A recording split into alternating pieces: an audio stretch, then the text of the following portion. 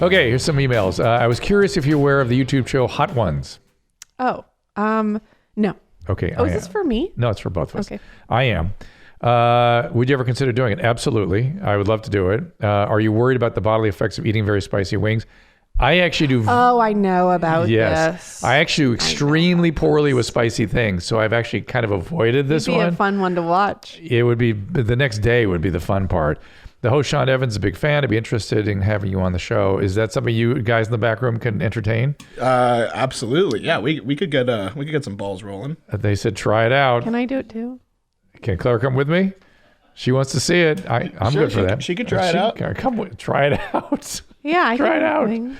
But listen, I really do, and I'm actually literally being treated for reflux right now, and they just said don't eat anything. No, you can't do it. But I can do it once I've got this under control. All right. Okay. But I would love to do that. I think it's a great show. Farts are ruining my marriage. For the last 6 months, I've had the most rotten farts ever. These bad boys can clear a room. They are rancid. I get it. I eat clean, exercise daily, but when I eat bad for a few days, my farts don't smell. Please save my marriage. Metamucil, prebiotics, probiotics, all the above. Yeah, or just like, Non-absorbable bulk. I mean, also tell your wife to Calm down. relax a little bit. I mean, people fart. Yeah, but these sound bad. Like clear a room bad. Yeah, I mean, clear a room. But it's not his fault. So it shouldn't be the end of a marriage. But yeah, don't eat better. Wisdom. Imodium, whatever. Well, no, I literally like things like Metamucil, non-absorbable bulk is helpful. Yeah, that's totally helpful. There's something called there's the food map diet now they talked about. Bone broth. Bone broth's great. And there's a lot of things you can do about it. It's essentially irritable bowel, and you want to decrease the methane production by the bacteria in there. So you want to, I do too. So you want to get some prebiotics, some probiotics, some bulk, and you could have leaky gut. Could have leaky gut. I'm an 18-year-old male in high school. Will soon be going to Navy boot camp. I've always had random days where I'm very angry and resentful, but I've found that beating my back with a belt has helped me relieve myself of all anger or hate. I think we know someone who would like you. I think we found a match. We have a match. After finishing this routine, I feel a weight lifted off me and intense happiness. Do you think this is okay for me to do? Because can it cause any major problems? I'm going to bet he was beat with a belt as a kid. And this is a traumatic reenactment. Oh, God. Yes, your heart is hurting. I know. Humans, man. Humans. Yeah. Yeah. So it's something that is not good for you. Let's put it that way. I would deal with other ways of the hate and anger. Go to therapy. Therapy would be the desired way to go. This is some sort of reenactment. And yes, you do relieve endorphins and all kinds of things when you hit yourself hard, but it's not there's other ways. Not a therapeutic intervention. I'm in a relationship that's lasted for more than 10 years. I've just realized that I'm in a cycle of no longer being sexually attracted to my girlfriend. But after some weeks, months, that sexual attraction comes back. Is this normal? Is there something wrong with me? Sounds like you're lucky. How's that? Well, I just don't think everyone can say that it comes back. Yeah, but I'm in a cycle of no longer being attracted. After weeks and months, it comes back. That's weird. I wonder if he is an older person. It's a relationship for 10 years. I wonder if he's having some like testosterone fluctuations or something. You know what I mean? Yeah. And so it has such a peculiar quality to it. It makes me wonder if there's something biological going on. I mean, he could take testosterone. He could testosterone test. Yes, but there's a little that's a little bit overdone these days. The doctors just test testosterone and then replace. The low testosterone is a symptom. It's not a diagnosis, right? So you can figure out why you have low testosterone. That's important. So, but yes, you can get that replaced if you're older. Are there any voicemails for us? Yeah, there sure are. Oh boy, let's hear. Hi, Dr. Drew. This is Jay, and I'm an electrician. And one day on the job, I got shocked from cutting a live wire. It was only going to a normal 120-volt wall outlet, but it gave me a pain in my heart that would not go away. Jesus. I got 2 EKGs done that said everything was fine, but I couldn't exercise, couldn't smoke weed or drink coffee, because all these made the pain worse. I started to become very depressed, and about a month into this heart pain, I decided to try smoking meth. It ended up being one of the best decisions of my life because I took one big hit, and immediately as I exhaled, all the pain all the pain went away and never came back. Well, yeah. So I was wondering if you knew of any mechanism that could cause this miracle, and if you would recommend regular use as a protective measure, or if I should just wait until I do actually get shocked again to do it. Thanks, Dr. Drew. I'm hoping this whole story is false, confabulated. I mean, please. Yes. Think that's fake, Drew? I think it's fake. Although at first I was going, oh, maybe the autonomic plexus over the chest, maybe the electricity somehow short circuit, did something crazy, damage this autonomic system here. And I could even go with the idea of meth somehow. Well, meth sure makes you feel awesome. You could change that biology a little bit, but then him goofing off about wanting to repeat it, and I don't buy it. Let's hear another one. Not buying. Wait, buddy. so you're Don't waste my time. saying that he shouldn't smoke more meth? I'm saying you should not smoke more meth. That's what I'm saying. Okay, how to hear you say it? Oh my God, you got to hear me say it. Try it. Hi, Dr. Drew. My name is Sarah, and I have been dating my boyfriend for 2 years now.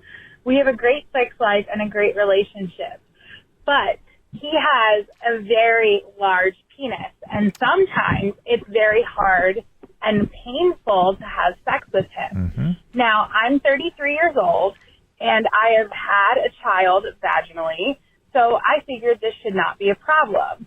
And I figure he's large, but he's not overly large to the point where it should be so painful.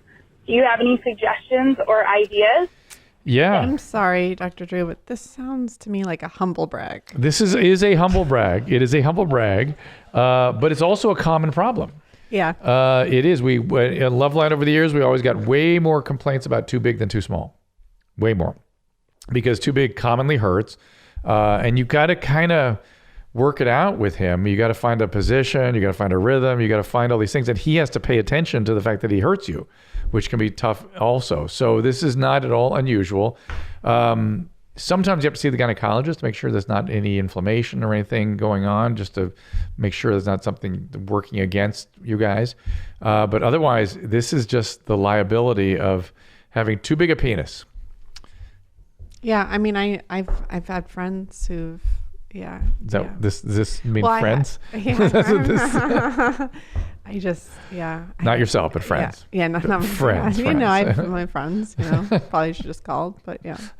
Has had this problem, right? Well, yeah. And I know somebody, I don't want to scare you, but I had a friend. Hurt herself. Well, no, I'm not going to say she has a big vagina, but she dated a guy who was like a guy who was dating a girl who was painful to have sex, and then he took up with her because it wasn't. It fit. Because it fit. Hmm? So, maybe it's just not a good match. Well, there is anatomical mismatches. That happens, and some relationships don't work because of that. Yeah. So there you go. Let's hear another one. Hey, my name is Evan, and I was just calling because I'm dealing with a little bit of an issue of attraction to my girlfriend as well. I know you guys were talking about this on the podcast, and I do find myself to be highly attracted to her, parts of her, and I do have struggle with her issue of PCOS, but I'm a little nervous talking about this. We've been together 4 months now. We spend almost every day together, and I'm very happy. I just would like to help her lose weight because she also wants to do this, but I'm very subtle about it. But I want her to kind of work on her weight because she wants to do it herself, and I think I would be more attracted to her because I find myself really enjoying her face like so much. She's so beautiful to me. And I was going to ask her if she could go on keratin. We just want to work on a way for her to lose weight. Thank you. It reminds me of that episode from Knocked Up when she's a news broadcast and they tell her, they go, I want you to stand on the scale and just imagine that you're a 10 pound. Imagine the scale says, we can't tell you to lose weight. We can't. Just imagine visualization. Visual that the scale says he's talking around the weight loss thing so much, poor guy. Yeah. And he first blamed it on her polycystic ovarian disease, which can be something make it difficult to lose weight, but also the excess weight can cause the PCOS. Right.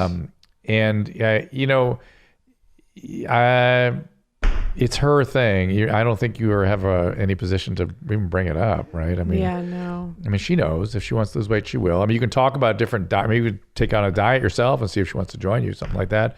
Exercise programs, again, ask her to join you. Just want her to be healthy. I love the phrase though. I've really been enjoying her face. I mean, I wish I could it's quite a compliment. Really enjoy your face. Like it's a movie or something. A hit TV show. Huge fan.